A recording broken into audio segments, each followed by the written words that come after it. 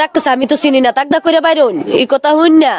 দৌড়দা বাইরেতে বাড়িতে হুজুর আইসে আমাদের গেটের সামনে, আমিও গেটের সামনে। আমি হুজুর কি ময়না মসজিদ দুতলা, তাড়াতাড়ি চলেন আপনি।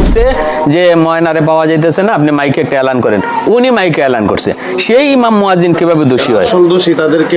আসল দোষীদেরকে আড়াল করার জন্য এখানে একটা ষড়যন্ত্র চলছে। ফাঁসির দাবি করি আল্লাহ জানে, আমরা এই সামনে আমরা দুনিয়ার থেকে দেখা এই বিচার আমরা পাবলিক করতে সুষ্ঠু তদন্ত করে।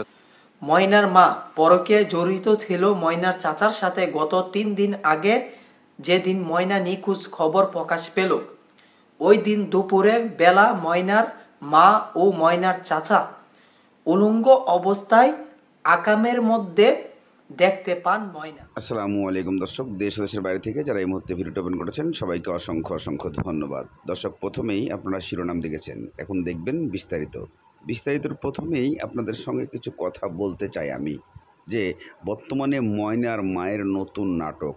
ময়নার মা যে কথাগুলো বলেছে আপনারা ধৈর্য সহকারে শুনবেন, তারপরে কমেন্ট করবেন।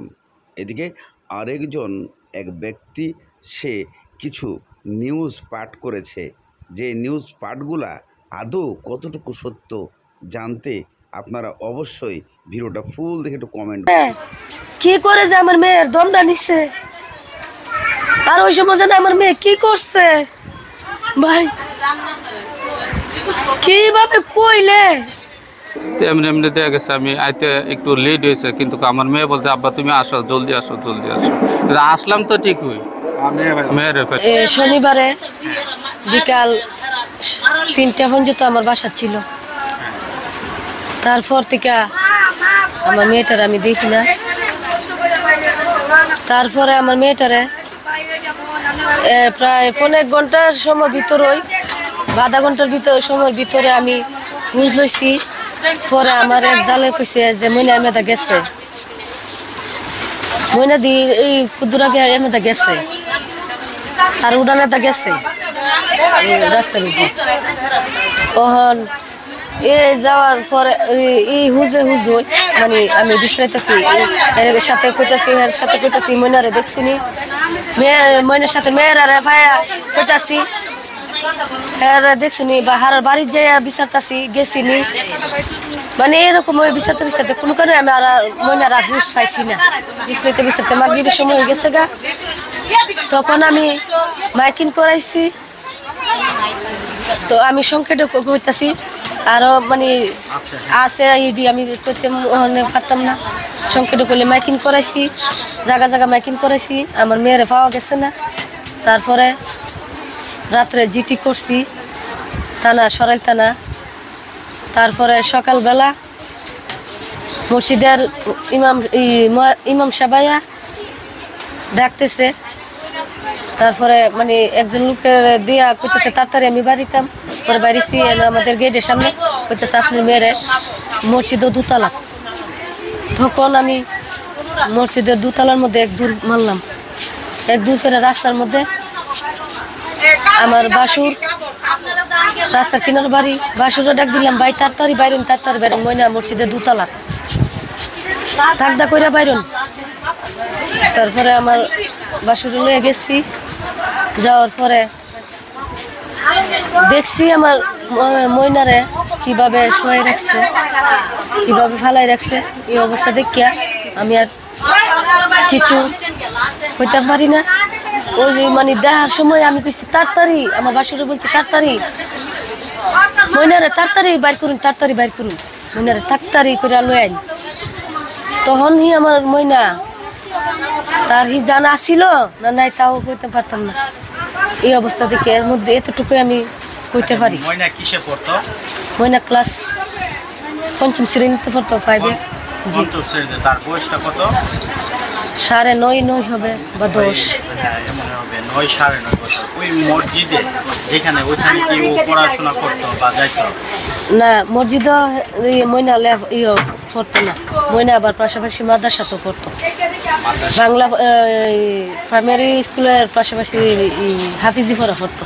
তো প্রথমে এই লাশটা দেখতে পাই ওইখানে যিনি নামাজ পড়া মুয়াজ্জিন মায়া কে দেখছে তা বলতে পারতাম না।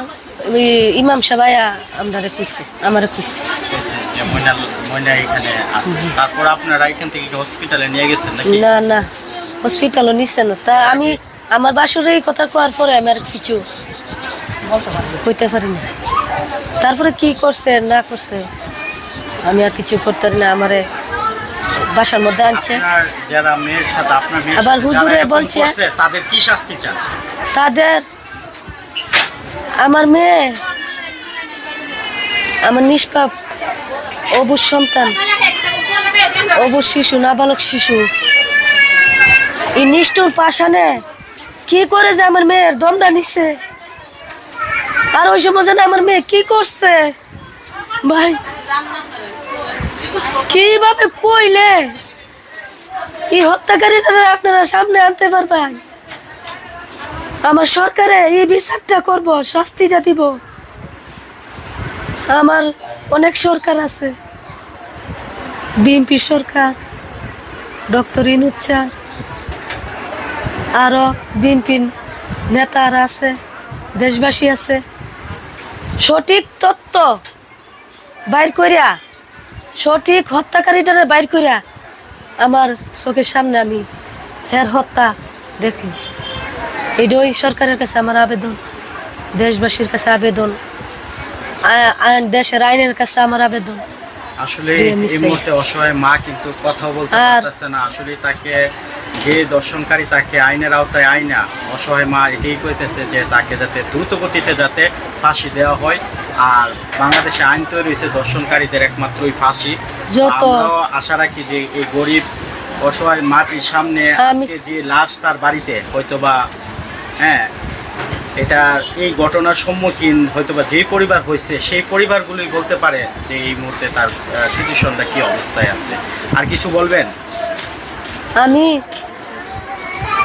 ডক্টর ইনুস স্যারের কাছে, বিএনপি তারেক জিয়ার কাছে চাই, আমার মেয়ে মাটির উপর তাহার সত্যি যদি আমি হত্যাকারীটা তারা আমার বাইর করে দিত আর শাস্তিটা আমি দেখতাম।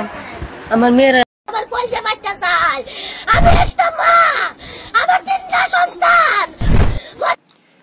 এই যে এতক্ষণ ভিডিওটি দেখছেন, ভদ্রমহিলা কান্না করতেছে। আপনি কি জানেন এই ভদ্রমহিলাকে? হ্যাঁ, এই ভদ্রমহিলা হচ্ছে গিয়া উপরে থাকা মেয়েটির মা, আর মেয়েটির নাম হচ্ছে ময়না। সম্প্রতি একটি ঘটনা ঘটেছে ব্রাহ্মণবাড়িয়া। এই মেয়েটির হন্তদন্ত মৃতদেহ মিলে মসজিদের ছাদে। কিন্তু কি ঘটেছিল জানেন এই ময়নার সাথে? আসেন আমি আপনাদেরকে বিস্তারিত জানাই। আসল ঘটনা এবার বেরিয়ে এলো থলের বিলাই।